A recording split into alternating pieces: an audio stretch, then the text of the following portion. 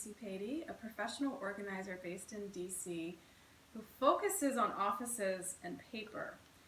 And I'm ready to share with you something I've blogged about a lot, but I can't believe I haven't done a video on this because it's such a classic inspired office system that I've given to dozens and dozens of clients. And today I realized after creating one, this is the one that needs to teach the world this system. So picture this, you might be able to relate. This client has paper in the office, office surfaces, office floor, the dining table, the dining bench, the dining floor. Paper does not live in any one spot. It's a problem. So we had to wrangle paper from all walks of life. Money related, to-dos, catalogs, notes, you name it. A category she had that's extremely important for her peace of mind to be organized are all of the bills and statements. And what I commonly do is give people what I think of as like a little Oasis system. Right now it's 2019. So she has a 2019 file box for everything that comes in monthly.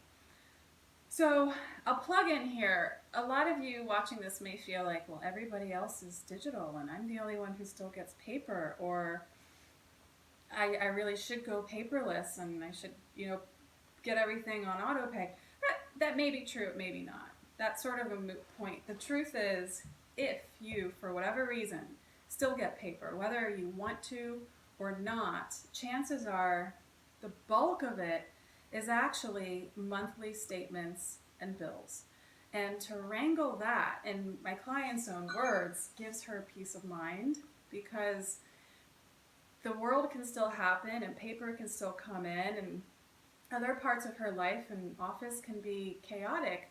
But if she knows that when the mail comes, these documents that feel extremely pressing and urgent have a place and she knows exactly where that place is, then that gives her peace of mind and relief, even if not everything else is quite finished yet.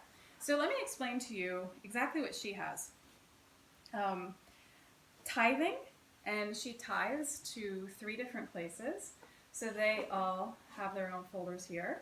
And notice we got a little bit fancy. The color coding works for her, it might not work for you. For some people it's too fussy, but for some people it helps. So tithing is purple, and think of these stickies as like a file index. So therefore the labels are purple. And then orange are utilities. Cable, electric, gas, and water. Those all have orange labels. And then money, banking, credit cards, Roth IRA. Again, all of these note are materials that come in every month. I cannot stress that enough. We don't want to start mixing other randoms in here. And then finally, I think of these as the randoms. The blues are house phone, cell phone, and toll bills coming in. So I'll tell you everything actually. So in a perfect world, she would check her mail every day and she would pull out these things that she's going to keep and she would drop them into the folders. But I also want to kind of give honor to human nature. And because the bills and monthly papers have been such a problem, I have given her permission to just drop the paper on top of this box. That's good enough, and it's a huge step in the right direction. And then later when the mood strikes, she can file them, or when I come back, I can file them. But just to wrangle them and get them all together is the peace of mind she needs and the relief she needs. So again, this is such a classic system I've done dozens and dozens of times. For some people, it's in a file box, and these are in hanging files. In this case, we just have them in a box because they feel more visible, and since I've given her permission to still pile on top of this wooden box makes sense, actually more sense for her than a classic file box. So there are a lot of ways to kind of do this for you, but the lesson I want you to walk away with is to have a system for current year monthlies. They could be statements, they could be bills, they could be giving. Anything that's coming at you monthly, for most of my clients, comprises the bulk of the paper. So just to get this system in place, sometimes it's the very, very first system I set up for somebody, even if there's mountains of paper under our feet. So please, please start to just collect all of your financials and all of your monthlies. Number one. Number two, break them out by year. Number three, keep safe and sound in a system like this those papers for the current year. And then the fourth step is to really ask yourself, what do I need to keep?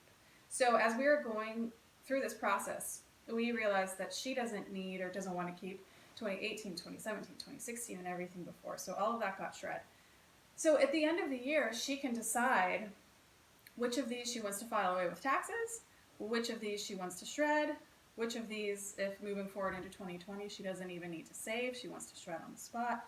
So it's sort of a jumping off point that puts her in a position where she can better decide what she absolutely needs to keep and what she's keeping just for peace of mind. So it's going to vary person to person, but I really hope this helps. It's a system I'm really proud of because I've seen it work so many times for so many different types of people in so many different ways. If you like this idea, please click like, please leave a comment. Please go on over to my site, theinspiredoffice.com, for my blog, where I have so many more ideas like this. Again, I'm a professional organizer focusing on paper in DC, but I do travel throughout the country and I do virtual consultations as well. So if you have any questions, just give me a holler. Thank you so much for stopping by.